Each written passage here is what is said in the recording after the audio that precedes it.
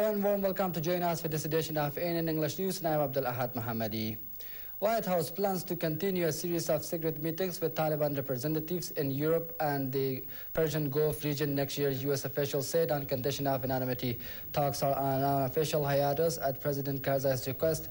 They said earlier the U.S. reportedly agreed with the Taliban to give them a liaison office in Qatar and transfer 5 of their detainees from Guantanamo to Afghan government custody. Those detainees include Khairullah Khairkhah, former Taliban governor of Herat, and Mullah Muhammad Fazil, a former top Taliban military commander, believed responsible for sectarian killings.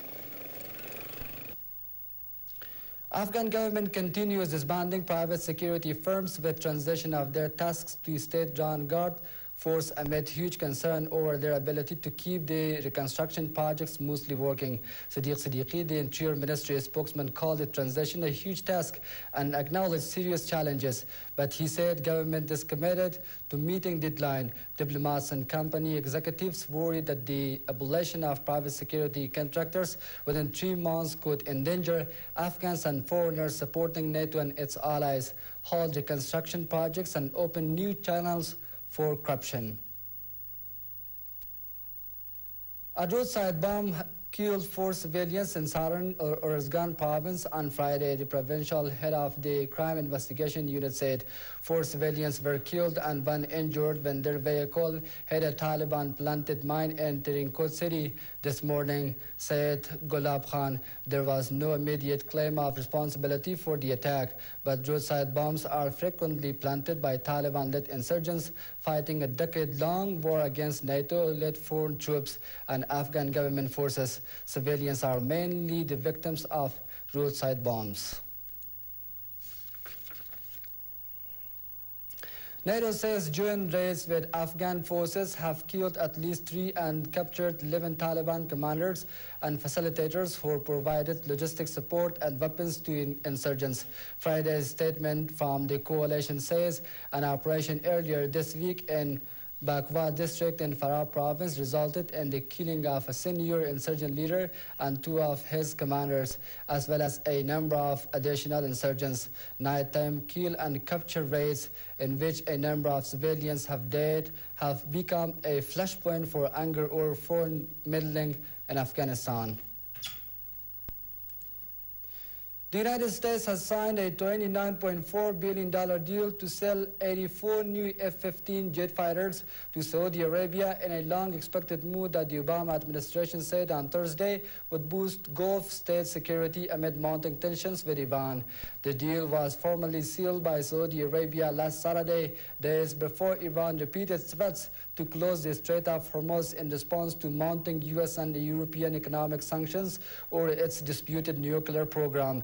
U.S. officials described the advanced F-15s as designed to bolster overall Saudi defenses in an uncertain region. Syrian activists are calling for the removal of the head of the Arab League monitoring team, a new blow to the credibility of a mission that the opposition has condemned as a farce for President Bashar al-Assad's regime to buy time and avoid more international censure and sanctions. The 60 Arab League monitors who toured restrictive areas again on Thursday began work 2 days ago. They are supposed to be ensuring that the government is complying with the terms of the Arab League's plan to end the crackdown on protests. Germany and the U.S. have expressed great concern over Egyptian raids on non-governmental organizations.